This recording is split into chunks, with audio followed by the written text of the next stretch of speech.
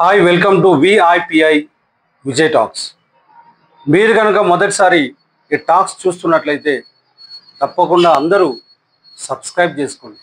Subscribe చేసుకోవడం కారణంగా మరి మన టాక్స్ ఎక్కువ స్ప్రెడ్ అయ్యే ఛాన్స్ ఉంటుంది. అన్ని విద్యారంగ సమస్యల సంబంధించి మాట్లాడుతున్నాం. ఈరోజు కూడా ఒక విషయం తీసుకుంటా ఉన్నాం. నిజాం కళాశాల, ఈ పేరు తెలియని వారెవరు తెలంగాణలో ఉండరు.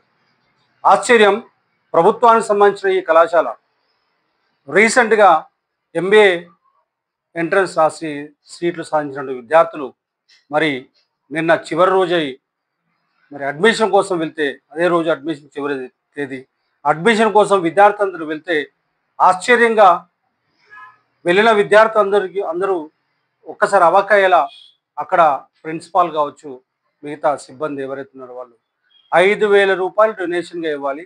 5,000 రూపాయలు డొనేషన్ ఇస్తేనే మీకు అడ్మిషన్ ఉంటుందని 2 గంటల పాటు విద్యార్థుని అక్కడ వెయిట్ చేసేలా చేశారు ప్రిన్సిపాల్. మళ్ళీ చివరికి వచ్చి ఈ సిబ్బందిలో ఒకరు ముందుకు వచ్చి, మీరు 6 తారీఖు రోజు లేదా 7 తారీఖు రోజున డబ్బులు కడతాని ఒక పేపర్ రాసిస్తే మరి మీకు అడ్మిషన్ అని చెప్పేసి, ఇక దిక్కులేని పరిస్థితిలో విద్యార్థులు అదే రోజు చివరి రోజు కావడం వల్ల తమ అడ్మిషన్ ఎక్కడ పోతుందో అని చెప్పేసి అందరూ కూడా పేపర్స్ రాసి 7 తారీఖు రోజున 5,000 రూపాయలు డొనేషన్ ఇస్తామని చెప్పేసి మరి సంతకాలు కూడా జరిగింది. ఒక్కసారి ఆలోచించాలా, 5,000 డొనేషన్ దేనికి? నిజానికి డొనేషన్స్ అనేటివి ప్రైవేట్ విద్యా సంస్థల్లో వసూలు చేసి వాళ్ళ డెవలప్మెంట్ అభివృద్ధి కోసం వాడుకుంటారో ఏమో మనకు తెలియదు.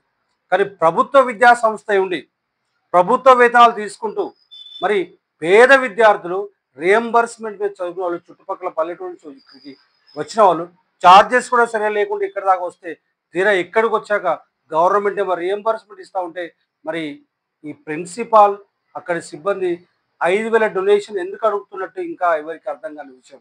మరి 5,000 డొనేషన్ ప్రభుత్వం అడగమని చెప్పిందా, వీళ్ళు అడుగుతున్నారా, వీళ్ళు జేబులో వేసుకొని అడుగుతున్నారా అనే విషయం కూడా క్లారిటీ రావాల్సింది.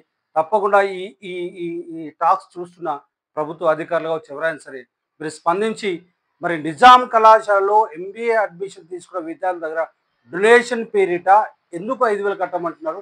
తప్పకుండా సరే, డొనేషన్స్ అనేటివి కొందరు కట్టచ్చు, కొందరు కట్టకపోవచ్చు, అది వారి ఆర్థిక స్తోమత పట్టి ఉంటుంది. కానీ మీరు తప్పకుండా కట్టాలి, కడితేనే మీకు అడ్మిషన్ ఇస్తామనే విషయం పైన చాలా అనుమానాలు తల్లిదండ్రులకు వస్తూ ఉన్నాయి, అట్లాగే ప్రజలు కూడా వస్తూ ఉన్నాయి.